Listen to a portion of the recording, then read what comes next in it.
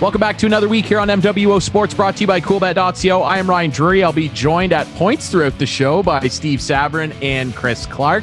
Very pleased to be joined on the show this week by Doug Flowers. He is the steering committee chair for the upcoming 2022 men's curling tankard that will be held in Port Elgin. Excited to talk to Doug about that. We will then be joined by former NHLer, Stanley Cup champion, and longtime hockey analyst and booze connoisseur, Nick Kypreos, Real Kyper. He will join us on the show. And as always, at the end, we will have a chat with our wagering expert, Chris Abbott from CoolBet. You are listening to and watching MWO Sports, brought to you by CoolBet.co. This is MWO Sports.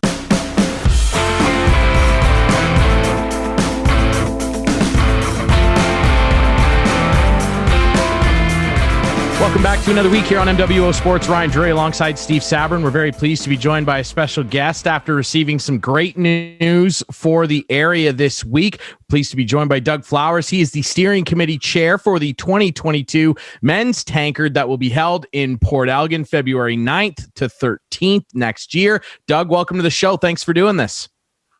Well, thanks for having me, Ryan. I appreciate the opportunity to talk about this. Port Elgin, it's going to be at the Plex. It's a great curling town. People love their curling there. I know you are amongst that crowd. And this is very exciting news. I guess, first of all, tell us how this all fell into place. I guess we've, around our club, the Port Elgin Club, we've kind of joked about this for the last couple of years, saying we should go after the tankard, guys. And then I guess about probably 5 months or so ago, we contacted Curl Ontario and said we're interested. And they came up and said they're going to do a site visit, which they did about 4 months ago. And they were impressed with what they saw. And they basically said after that, you guys have got it. So we were pretty excited when we heard that news.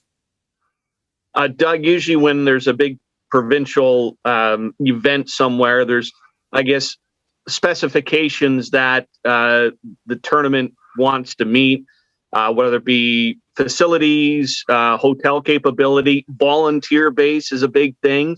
What were some of the things that Port Elgin was able to offer to kind of solidify this event? I think one of the important things is it's an appropriate sized community for this event, in that it's not too big and it's not too small. If you have an arena and a community that's too large, when the television scans the audience and there's all kinds of vacancies in the audience, then it doesn't look good on TV. At the same time, you want it big enough to accommodate the expected crowds. So the Plex is a perfect size for this event. We can accommodate around 1,500. I guess we'd squeeze in maybe 1,800 people, which is a good turnout for this event in any one draw. Now, Doug, the winners of this tournament are going to go on and represent teams at the Brier. So this is a giant event in the curling world. Mm-hmm. Just talk about how excited you are and you know the passion that Port Elgin, yourself, and really the whole community has had for curling for a long time. It seems that curlers are by nature passionate about their game. And one of you talked about the attributes of the community, Steve.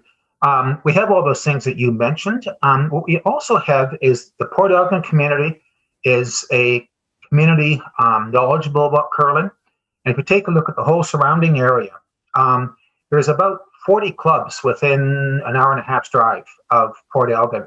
And you're going to find an awful lot of curlers there. You're going to find an awful lot of retired curlers there and an awful lot of people knowledgeable about the game. This is testified by the fact a number of years ago, Owen Sound had this event, and for a number of years, they held the record for attendance at a tankard. So this is I guess the interest of the local community is probably one of the biggest attributes that we have. Doug, it's been a year that has really decimated sporting events with COVID. Looking ahead towards next year, and I'm in contact with a lot of people from different sports who are chomping on at the bit to get back to the field or the arena for next season. Do you think this is something that could build into the anticipation and maybe help out with crowds at the event? I certainly hope so, Steve. right now, Port Elgin and Southampton, for that matter, are one of few clubs that are actually open in Ontario right now. There's only maybe 10% of curling clubs open right across the whole country at this point in time. I'm hoping that there's a buildup of anticipation for an event such as ours.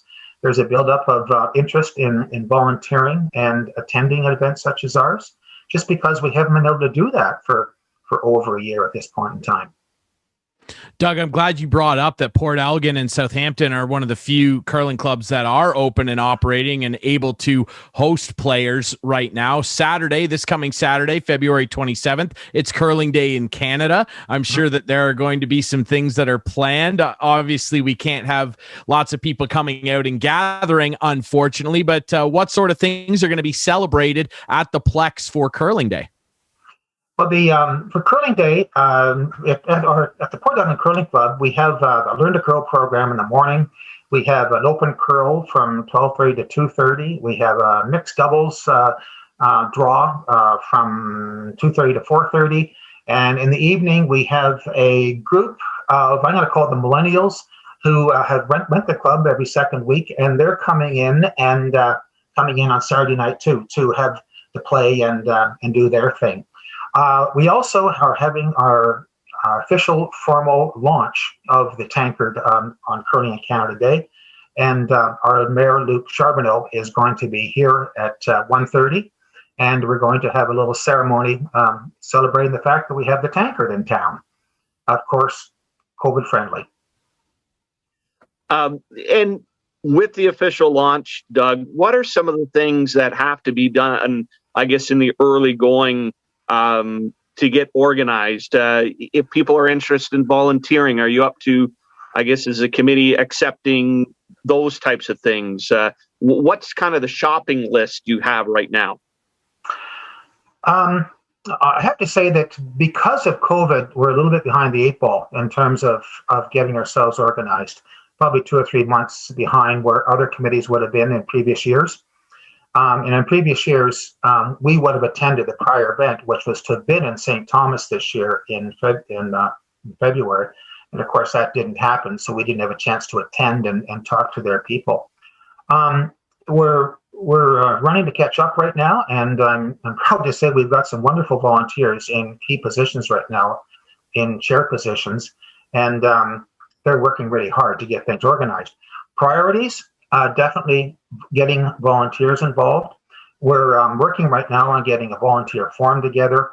That we're actually revising our website, and the volunteer form will go on the website so people can go there and get involved with us. Sponsors, we're also putting together a sponsor program right now, and we'll be going out and talking to sponsors within the next month or so. So those are a couple of our key priorities at this moment.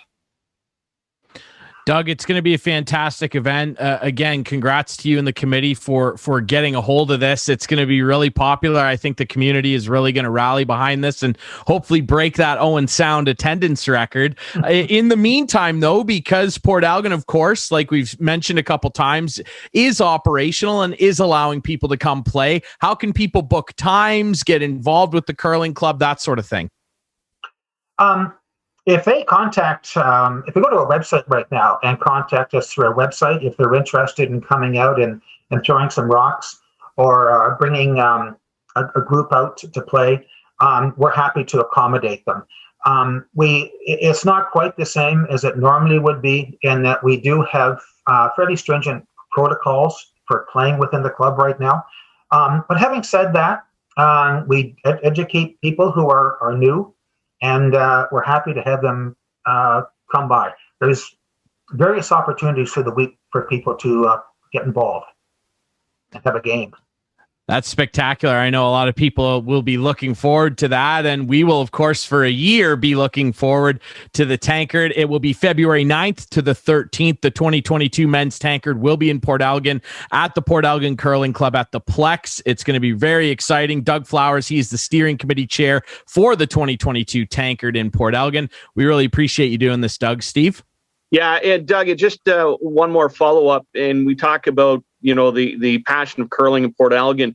Where does the super spiel fit in then for Port Elgin? Because that's a huge event for you as well.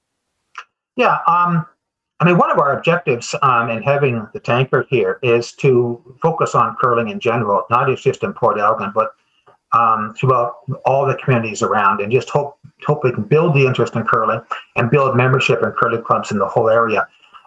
This won't impact the Super Spiel in any major way, except I think maybe hopefully focus more interest on it. The Super Spiel is amongst the curling elite in terms of capability. The Super Spiel is a very highly respected spiel and will continue as such. Absolutely. It's a well-loved event as well. And we wish you guys luck, like I said, Doug, in organizing all this. The Tankard, it's going to be very exciting. We really appreciate you lending us some of your time. We know you're off to curl right now, so we really appreciate you doing this. Thanks so much, Doug. Okay. Thanks, Ryan. Thanks, Steve.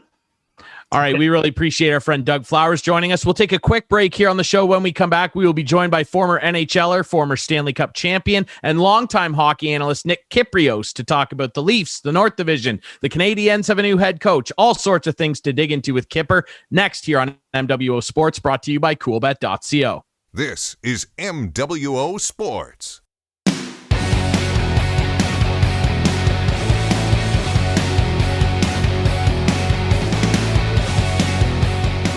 Welcome back to MWO Sports, brought to you by coolbet.co. Ryan Drury alongside Steve Sabourin, still our buddy Clarke jumping on here, and we're very excited to have another great special guest on the line. Former NHLer, Stanley Cup champion, and longtime hockey analyst and booze connoisseur, Nick Kypreos on the line. Kyper, how are you, buddy? I'm good, Ryan. How are you? Doing very well, thanks. Obviously, things going very well with Real Kyper at noon over on Line Movement. I know your buddy Doug McLean on there with you all the time. It's a great show. It's great to see you guys still interacting and chatting hockey. Big news this week, obviously. Montreal Canadiens making a coaching change. Claude Julien out for a second time in his career as Montreal head coach. Kyper, just in your mind, what was it that brought this on? 2 losses to Ottawa. Sure, that's a nail in the coffin. But did you see signs of this coming before this happened? There was always the thought, I think, and the pressure on Julien in terms of the offseason moves to take this team to another level. And they got it in the first 2.5, 3 weeks. And then as it started to go a little south, I think that there were some signs.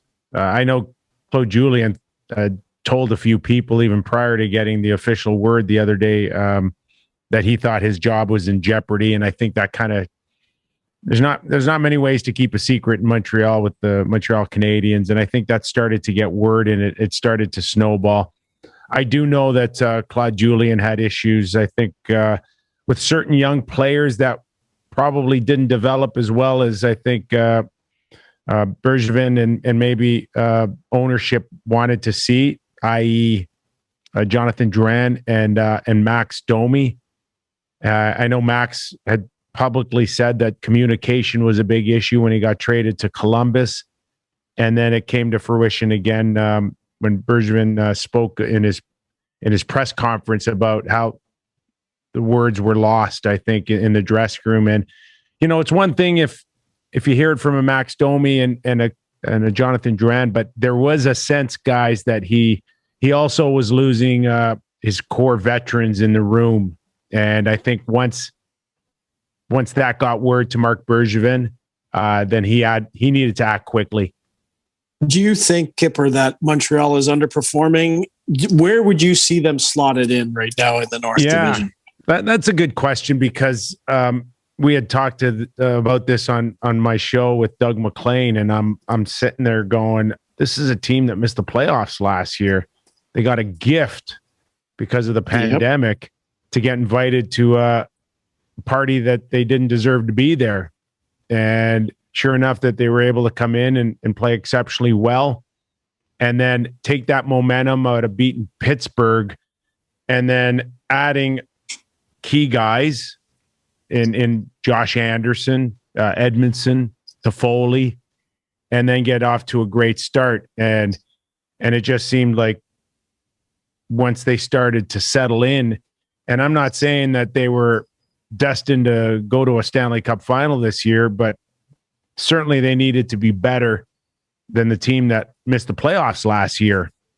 And it just started to kind of snowball in the last 10 days, 2 weeks, that they were starting to look like the team that missed the playoffs. And we know the pressure that they have on that organization now to do much more than that. And, he couldn't hold on to his job. I was actually surprised that Kirk Muller went down with him, because I don't see them joined at the hip. I don't see Claude Julien's style in what probably Kirk Muller, his overall philosophies, especially when we watched him in Carolina have good success. And then he even had great success when Claude Julien was lost in that qualifying round in the bubble, in the hub. And he looked like, he coached himself into a pretty good situation, albeit temporarily. I just didn't see that coming. We saw Claude Julien losing his job, but I didn't see Kirk Muller. So where does this take Montreal now? They've named an interim head coach, but do you feel they need to go out and get somebody? No. Or is it... No. That's just interim for Ducharme is a way to help him kind of alleviate some of the pressure. This is his job. This is their guy. They've been grooming him for a few years now. There's no one else out there. Well, and Kyper, it's interesting you say that too, right? Because Dominique Ducharme is a guy that obviously fits the prerequisite of being French Canadian, which is a major thing in that market, of course. But he also had a lot of success at the junior level and ran very successful power plays, albeit at the junior level. But that is something that has plagued the Montreal Canadiens for the last 3 or 4 seasons. And this year in particular, they are awful on the power play. When he came back, I think they were 25th overall, and then it got worse. It never got better. And that just can't happen. Like, you can't keep your job if your specialty teams don't improve. And that was the case in Montreal. Ducharme comes in, and again, I don't know if you just simply label Claude Julien as a defensive kind of coach and likes to roll 4 lines and have his 4th line out there late in the game, even being down a goal. But that's not Ducharme. He'll come in here. He'll have more of an attack, more of a speed game, more support around the puck, more giving goes. And you hope that with Toffoli out there and a rocket from Shea Weber, and Shea has his challenges for sure with tempo and speed, but he still has a bomb from the point. I hope that would improve dramatically in the next few weeks. Okay, we've talked enough, Ryan, about Montreal. Can we move on to what people care about, the Toronto Maple Leafs? Can I move on now? Can I ask? Sure, Clarke. Okay, so let's talk about the Leafs. Let's talk about William Nylander. Let's talk about, will the real William Nylander please stand up? What do we get with this guy, Kyper? Is this guy the guy we saw in the last 3 minutes of the game last night, or is he the guy who's played the last? Yeah, well, he's got to show it, right? The real William Nylander has been standing up for a little while. So, I don't know what more you want out of him. He's going to be an incredible talent on the ice that can look great at any given time, but he'll go through long stretches where he'll break your heart. So that's the way it is. He's not a core guy. He's not a front guy. He's not a leader. He's just a compliment. He's a very talented complementary player to your stars, and that's okay. There's a spot for him somewhere, right? On any team, especially one that can win a Stanley Cup. Hey, Leaf fans, you had a guy just like that, Phil Kessel, and Phil found a way to win some Stanley Cups in the right environment. And some days you're going to sit there and say, Phil Kessel's a world-class player, and then other nights you're going to go, he's a dog. And that's going to be the case with William Nylander. What have been some of the surprises for you with the Leafs this year, and some of the things that you feel they still need to improve on? Well, Justin Hull coming in and solidifying himself as a top 4 defenseman is great news for the Leafs, because we know the challenges that they've had throughout, the last few decades is not finding defense unless you pay a dear price for him. And, this is a guy that they've developed, they've picked on their own. And, Kyle Dubas has done a good job bringing him along. And, it's not to say that it's the be all end all and the Leafs have solidified the blue line, but it gets them a step closer. No question about that. He's been a great surprise. And, I think overall that, we can talk about Joe Thornton and Simmons when he was healthy and what they were able to do and the influence that they've had probably on Marner and Matthews and others. But overall, I think, I got to give Sheldon Keefe a little bit of credit here, because they're a team that doesn't seem to be taking as many chances as they had before. They're playing the percentages in terms of knowing when to hold on to the puck. And, everybody talks about a great rush team and a puck possession team. Don't kid yourself, man. They've turned themselves into a dump and chase team too, when it's warranted. And I think that they've been able to kind of clean up giveaways, turnovers, has helped them out a lot. Ultimately, few more issues, adding more depth, I think, on the blue line, and ultimately still finding out if this team's got enough jam to go up against a team that can play heavy, play big. And that's the ultimate challenge. I mean, look at Josh Anderson, gets into a little bit of a one-on-one with Jake Muzzin. I mean, that's what the Leafs can expect, in 2 months in the playoffs, is a few players like that going after some of your guys. You gotta hold up. You gotta push back. You gotta stick together as a group, so guys like Muzzin don't end up hurt. Speaking of hurt, obviously Wayne Simmons is hurt right now. You never were shy, Kyper, dropping the gloves yourself. When Wayne comes back with a hand injury, my concern would be this guy might not want to get into fights. Or do you think he'll be 100% when he gets back in the lineup? Well, Wayne Simmons doesn't need to be fighting once a week. It's too much for him. And again, look at the guy's track record for staying healthy. It hasn't been very good. So you don't necessarily want to put yourself in the position of going out there and risking, like you said, hurting your hand again or hurting something else again. But he's smart enough. He'll pick his spots when it's needed or who the opponent is. And I'm not discrediting him by saying he's going to pick his spots. I mean, ultimately, we all have it a certain extent, but he's also valuable on the power play in front of the net. And that's where you hope that will be his greatest contribution. But staying healthy is an issue for him too. And Leafs need more guys, more resilience, more pushback. So if they end up in a conference final against a heavier team where there is, a Tom Wilson, or a Tampa Bay team where they come in waves at you, then you're ready for the challenge.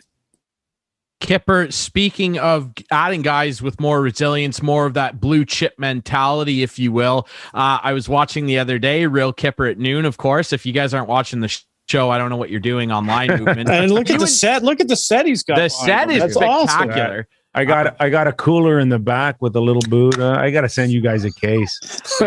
I've indulged in a couple of them already, but we would appreciate that. We'll dig into little Buddha as well before we're done this interview. Yeah, Kyper, I want to ask you though, you guys were having a heated debate, you and of course Doug McLean, about Sam Bennett the other day. Yeah. And he's an interesting guy, right? I mean, a guy that was a 4th overall pick, had all the makings of being a two-way force. That just hasn't really worked out, but he's still a very useful player. has made it known he wants out of Calgary. And you guys were talking about potentially the Leafs looking at a guy like that to add. Of course, he wouldn't have to quarantine. The trade deadline's going to be weird this year. In your opinion, is that a guy that the Leafs could potentially add? Would you be behind something like that? The other night I'm watching Sam Bennett, and he accidentally on purpose buried a Leaf. I think it was VC maybe. Yep. Do you remember that? Yeah. I think VC was done for the night. I don't think he came back. Did he? VC's been done for a while in my mind, but that's another thing altogether. Listen, here's my point: is that Sam Bennett's the type of guy that can go out there and not only back somebody off, but on occasion hurt somebody. And while Wayne Simmons can stand up and fight somebody and play that role, I'm not even sure that he can go out there and hurt somebody, like that. And I'm just wondering, how many guys on the Leafs do you watch that can go, yeah, he can hurt you. He can physically hurt you. Maybe Muzzin on an open ice hit, maybe, but not many guys. Like Sam can play, and he may not be a great scorer, but he can go out there and he can make you think twice about getting hurt. And those guys are valuable, and they're not for free. And I'm just, what would you have to give up? Well, I said, it's so funny because everybody thinks I'm like, drinking too much of my little Buddha when I say Nick Robertson. And I'm not saying I would necessarily give up Nick Robertson for him, but I am saying that if you're tree living and you run the risk of playing the Leafs in the playoffs, and Sam Bennett's going to come and bury a player, like he buried VC the other night, I ain't giving him away for free. And I want something pretty good. And that's the type of player I think if the Leafs need a guy like that can make opponents think twice when they're on the ice. And I look at the Leaf lineup and I don't see that guy. I don't see anybody that scares me on the Leafs. You can scare me with your speed. Matthews can scare me with his shot. But when opportunities like that kind of dry up in long periods of time, like they did the other night before Nylander scored 2 quick goals, you got to have guys out there that make you think twice, that can hurry up a pass and make you think, oh, listen, if I'm not on my toes right now, this guy could bury my nose in the back of my head. I just don't see that out of the Leafs. And I think they need a guy like that. Kadri was the closest thing to it. Yeah. Kadri, unfortunately, put himself in a couple of predicaments in the playoffs that scared the Leafs off. But, if they would have been able to manage him a little better, that's the guy that you need now. Can you imagine the Leafs right now with Kadri back in the lineup? Come on. Yeah. Absolutely. It would be a different look right now. You take them a lot more seriously to go to a conference final. And the funny thing is, like, Calgary in a normal year wouldn't care if they might face Toronto in the playoffs, right? That deal might be done easier maybe, but now you're right. Like, if you're looking at maybe Sam Bennett playing for the Leafs, you'd never want to get burned by one of your old players coming back to haunt you, do you? But if you believe that Nick Robertson is going to be a 40 or 50 goal scorer in the NHL, and Leaf fans, that's not happening for a couple of years. I mean, he needs about 10, 15 pounds. He's got to get heavier. They put him in a game earlier on this season. Batherson crunched him and he was out. And it's like, come on, don't put the guy in a position where he's coming out of junior hockey still, and then he gets buried on his second or third shift. I mean, that they should never have put him in. He's not ready. He's physically not ready. He's still a kid, going up against men 220, 230. So, Nick Robertson could be a great player for the Leafs, but he may not be a great player, when they're trying to win a Stanley Cup this year or next year. And they're certainly in crunch time too. When you look at this core and the amount of money that they've already spent, their goaltender is in a contract year. This is crunch time for the Leafs. Like, in the next couple of years here, we've talked about this a lot, Clarke. Like, they got to ideally get something special done here. We're chatting with longtime NHLer, Stanley Cup champion and longtime analyst on Real Kyper at noon on Live Movement, Nick Kypreos. Steve, go ahead. Yeah, looking at the North Division itself, have there been any surprises for you, or are things playing out as kind of what was predicted in the preseason? Yeah, no, I expected more teams to be competitive and have more consistency in their competitiveness. I'm disappointed, first of all, that the lulls that we've gotten out of Edmonton, Calgary, Vancouver have not, they haven't fared well. And at times hasn't been compelling hockey to watch. And I expected those teams to be better. I expected Vancouver to at least be really competitive, although be it they lost 25% of their roster. I didn't expect it to take that much of a hit off of them, but maybe that just speaks well to how frigging good Markstrom was for them last year and how many games he kept them in. And, Edmonton didn't get their goaltending. Calgary got it out of Markstrom, and then it kind of dipped in the last little while. But, say what you want to say about Anderson and, what a crappy goalie he is during the playoffs. He still has given the Leafs incredible goaltending during a regular season to get you in a certain spot. And now that he's out, it's a different feel with the Toronto Maple Leafs, isn't it? With Hutchinson in, come on. Yeah, absolutely. And it is. Montreal hasn't gotten Carey Price out of second gear. Mm-hmm. He's got a save percentage and a goals against average that suggests that his salary should be about, $1.5 million, $2 million, not 10. Mm-hmm. And then even Matt Murray, $6.5 million a year. You have not gotten any consistency out of Matt Murray. And if he can just hold his own, I think, Ottawa jumps to another level with some of their young kids. But overall, I was expecting collectively this division to be a lot better on a lot more nights. Yeah, Kyper, and what's odd about that is we're getting great individual performances. I mean, what McDavid is doing is ridiculous. What Matthews is doing scoring-wise in terms of goals is ridiculous. Yes. Let's talk a bit about that kid from Arizona. I mean, this guy is on a scoring tear. I mean, the streak ended the other night against Calgary. He still had 2 assists.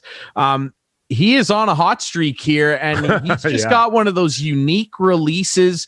Over the last few years, we've talked a lot about Ovi and Stamkos, and man, this guy's just got one of those special shots. You played for a long time, and you played with some awful good players. I think of guys like Alex Kovalev, of course, who was a bit of a mercurial guy, but boy, he could shoot. Yeah. Who would you compare Matthews to, if anybody? Can you compare him to somebody that you played against? Yeah, Alex Kovalev's, I think, a terrific example. And, you mentioned Stamkos, you mentioned Ovechkin. They'll just flat out overpower you.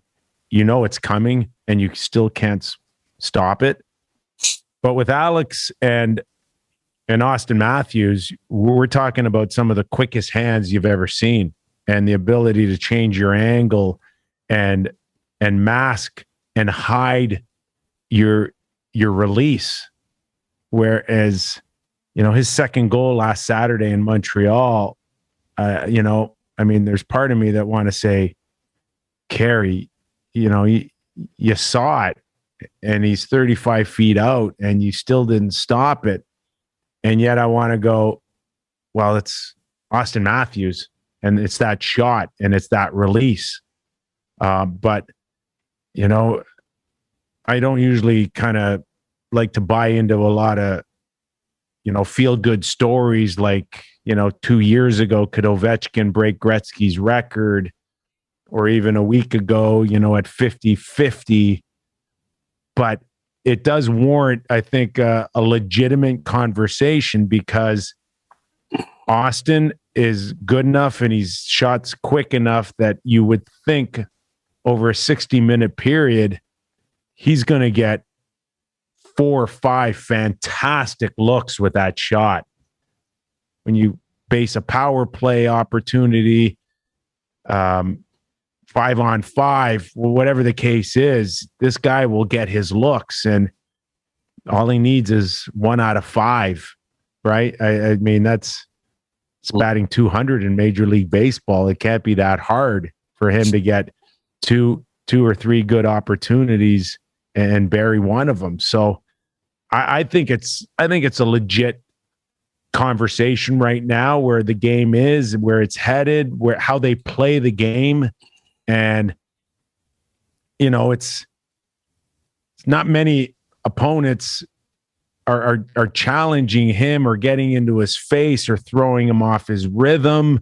Like there's just solid opportunities for him to go out there and score. And it just doesn't appear like there's a defense mechanism or a guy that's in his face to kind of rattle him. Like, it's not like Sam Bennett's targeting him or going after him to throw him off his game. There just doesn't seem to be any of that moving forward. So why would you suggest that he wouldn't have those looks to perhaps be a goal a game guy? Kyper, I wanted to ask you about, we touched about your set there a little while ago, but I want to ask you about the podcasting world and how you're enjoying that. I miss you, first of all, on Sportsnet for sure, but how are you enjoying your life as a podcaster, and tell the audience where they can see you? Yeah, well, about a year ago, I got together with a company called i3, and they are an online gaming company out of Canada, out of Halifax. They trade on the Canadian Stock Exchange. Got in around the stock came in around 25 cents. I think it traded around 90 cents. So take a look at it because where this online gaming industry is going in Canada, thinking about single bets in each province and Gary Bettman signing deals with companies. We know where the trends are going. So they created a content site called linemovement.com, and Real Kyper at Noon was born with it, through it, with Doug McLean. Go on and talk a little bit, much like we did on Hockey Central at noon. And it's been a lot of fun, in terms of better pace for me. Studio in my house. It's easy. It's fun. It's like sitting at the bar and having a little Buddha, just hanging out. So we'll see where it goes from here on in. But right now, it's a good fit for me, and I'm enjoying it, guys. And it's going really well. Like I've mentioned a couple times, I love watching the show, and Doug is always at his grumpy best with you. It's always fun watching you guys debate. Like, misery loves company, man. He's at his best when he's a little crusty. So, and he's discovered golf. He's in Florida. He goes and golfs in the morning. They say, listen, just make sure you're watching the games. Try not to fall asleep before the third period. But he's a blast. And at the end of the day, he's got 25 years of experience as a coach, head coach, general manager, president of hockey ops. I mean, he's done it all. He's seen it all. To tap into that guy in today's world is been a lot of fun for me. It's funny. I produced Primetime Sports there with McCowan back. Well, I guess it was probably before the Fan even became the Fan. And on Primetime, before the Leafs and Wings played in the playoffs one year, might have been 93, I don't know. We used to have Bill Waters and Doug McLean on, as they were both the assistant GMs at the time. Yeah. And it was magic back then. And Doug's he's just carried it on. It's been awesome. Hey, what do you think of the Blue Jays? What do you think of Vladdy? Do you think this 42-pound down is going to help him? He's just got to stay away from his grandma's cooking. I think that's the key in all of this. But I hope so. I really do, because I think it'll help him. I think it's and you can't think about it just doing it to become a bit better baseball player. I hope he does it because it's better lifestyle for him, right? Being leaner, being more agile, not he just feels better. So if that's the case, then I think he's got a chance to keep the weight off. If he thinks he's doing it just because it's his job to do it, I think I don't like his chances of keeping the weight off. Yeah, for sure. And you know, I'm sure the Jays are also, and their fans, very hopeful that he can keep this off as well, because they need that guy. They really need him. I don't want to see Vlad Jr., Pablo Sandoval his way out of the league by hammering Baconators every night. It would be such a shame and a real waste of talent. Kyper, I want to talk to you. We've mentioned it a couple times already. You are now a booze connoisseur. Yep. You've got this new cocktail company. You've been out for a little over a year now, Little Buddha Cocktails. It's fantastic, man. I got to tell you, I've had it a number of times. I love it on vanilla ice cream. Tell us a little bit about okay, what hold on. Time out. Yes. Okay. Did it accidentally spill on your vanilla ice cream, or did you actually think it was a good idea? Pineapple, because it is a grilled pineapple and rosemary taste. Yes. On ice cream. Who the hell would ever envision that? You know what? Ryan. Do you know what it is? It's because my girlfriend's dad loves taking pineapple slices, the big round cord pineapple slices, and putting it on ice cream. And I was like, oh, that's kind of interesting. And then when I got the drink and tried it, I thought this might taste good on ice cream, and I gave it a try, and it's fantastic. So just a little hot now you tip. got me curious. It will be chef's kiss. Yeah. It'll be good. Tell us about this, man. What inspired you to do this? Well, part of the whole revolution or how it evolved, around the end of my contract with Sportsnet. I had signed an 8-year deal, and it was just coming up towards the end. And, I said to my wife over dinner with friends that here I am, played the game as minor hockey in Toronto at the age of 7, was fortunate enough to play junior hockey pro. And here I am, in my 50s, and I've really done nothing else except play the game. So I said, I need a new project. I need something. And, the thought that, you hear of other celebrities out there getting involved, and Ryan Reynolds, our great Canadian there with his aviation gin and all of that. And I said, maybe there's something out there for us. Our conversation started with, these RTDs, right? Ready to drink in a can. That's RTD. And what we liked about them and what we didn't like. And I'm like, there's a few out there that I could drink one, and then if I have 2 or 3, I got this sugar rush, and I end up with a woodpecker on my head, for the next 24 hours. So we just started talking about what would we want in one of these drinks, and then we started with a checklist. We said it's got to be organic, got to be less than 100 calories, and ours comes in at 87 or 86, but we have 90 on the can. Of course, no sugar, but it had to gluten-free, keto-friendly. I didn't even know what the hell keto was, I'm like, keto. My kids are asking me, Dad, you don't know keto? And I said, yeah, that's the house guest that O.J. Simpson had. And they're like, no, that's keto, Dad. So, we're like, okay, so let's check off all the boxes and see if we can come up with something. And, my wife and our good family friends, we went, formed a company. My wife and our business partners, Kim, and they do the day-to-day operations on it, and they've done a fantastic job. And we went from a pie in the sky idea over a patio dinner to selling almost 25,000 cases in the LCBO, and apparently none of them in Wyndham. So who do I talk to over there to get LCBO on board with Little Steve? Buddha? That's above my pay grade, but we can find out for you. Send it to Ryan. He'll sell it on the side. We do have success has been really good, knock on wood. We got asked to deliver another flavor, and we've got peach tea coming out in about a month. I can't wait to try that one. Peach tea is always a staple on the patio. Over ice cream, though? Could it go over ice cream? Yeah, peach tea. I don't know about ice cream with that one. But grilled pineapple. We'll find another dessert to pour it on. Exactly. Yeah, we'll figure out like some sort of Christmas pudding or something. I don't know. Yeah, but it's been fun. It's been a great learning experience. It's just the whole beverage world has kind of been turned upside down with some of these drinks. It used to just be beer and wine, and now we know it's so much more. And kids reading labels.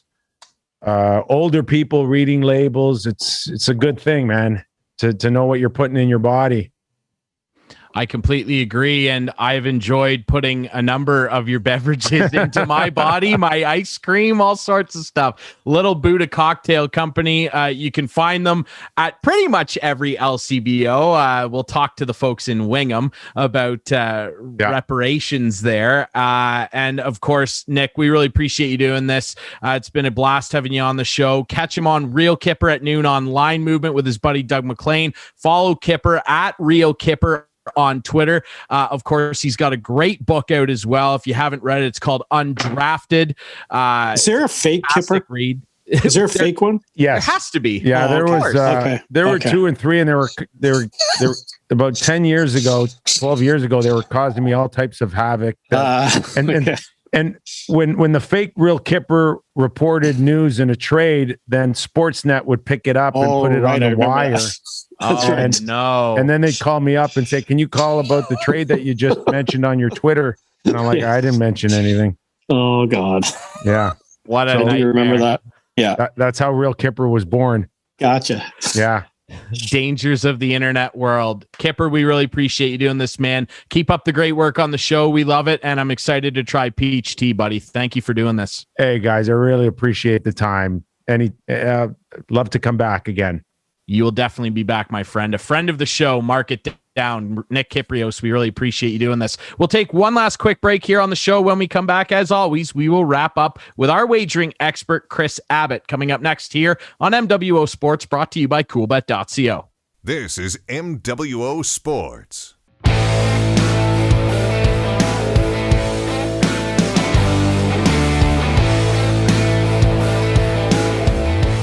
Welcome back to wrap things up here this week on MWO Sports, brought to you by CoolBet.co. Ryan Drury still alongside Clarke. Steve had to take off, and we will replace him with our wagering Where'd he expert. go? What does he got to do on Friday night? It doesn't matter, because we're joined by our wagering expert, Kris Abbott, who is the man we always want to talk to at the end of the show. Kris, how you doing, buddy?